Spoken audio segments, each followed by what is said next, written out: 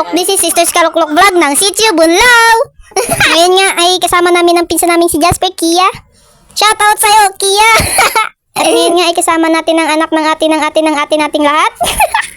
Luklok. At ang pangalan niya pala ay Pigi Sabel. At binilasan ko na nga ang aking pagbideo mga kaluklok. Ay haba pala nito. Yan nga ay pupunta na kami sa pupuntahan namin. Dito nga ay malapit na kami sa aming paroroonan. Malayo-layo rin to pero malapit lang. May walang ganon. Ngayon nga ay dito na kami sa aming manggahan. Ngayon nga ay binibidyoan ko na ang ating harvestin na mangga. Sa ngayon nga mga kaluklok ay nag-iisip na ako kung sino yung aakyat ng mangga. At dito nga hindi na kami nagpatumpik-tumpik pa at kumuha na kami ng aming panungkit. At dito nga ay nahihirapan na ako magkabit ng panungkit na iyan. Dahil napakahirap naman ikabit iyan. At dito nga ay napaiban ako ng aking language. Ay hindi na ako Bisaya rin eh. Ilonggo na ako din eh. At dito nga hindi na ako nagdadalawang isip na magsungkit na ng aming mangga.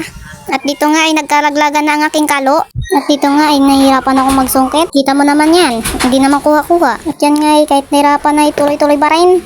Para makakuha lang ng mangga. Yan nga ay sobrang inis ay inahampas-hampas na. Pag ayaw magpakuha, huwag kuhain nga ni. May palaban talagang iabab na to ba? At yan nga ay sa sobrang hilay-hilay nalaglagan ako ng paningkwit. Grabe ang sakit. Pero ayos lang, ang malagay, makakuha tayo ng mangga. At dito nga ay napaisip-isip na ako kung anong gagawin ko ay wala na pala akong paningkwit, ay sira na pala. At dito nga hindi na ako nagpatumpik-tumpik pa, tinawag ko na ang aking kameraman na videohan ako habang umakyat. At yun nga ay nahirapan ako magsingkwit kaya umakyat na lang ako sa mangga. Go Bek, kaya mo yan. At sa mga oras na ito mga kaluklok, may naalala ko sa aking nakaraan na hindi na pwedeng balikan. Charot! Sa ngayon nga mga kaluklok, gusto ko lang i-share sa inyo ang aking karanasan sa ibabaw ng mangga. Hindi ko nga malimut-limutan ang aking pagkulambit sa puno. Naalala ko pa ang aking lolo na humihingi ako ng tulong pero hindi niya ako makita-kita kasi nga nasa taas ako ng puno. Ahahay!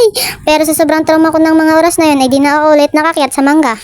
Pero no choice naman ako niyan, walang mag-aakyat. Ahahay! At yan nga ay kahit may sugat ako ay patuloy pa rin ang akyatan. Mamotor-motor gidabi, tawalig sanay gid. Kasalanan ko bang ako lang unggoy sa pamilya namin? At least cute, diba? Mag-oo ka. Pag hindi, babatuin ko bahay nyo. Haha, charo. Tingnan mo naman, parang unggoy. At dito nga sa part na ito ay bumaba na lang ako dahil inaragawan ako ng katambaw.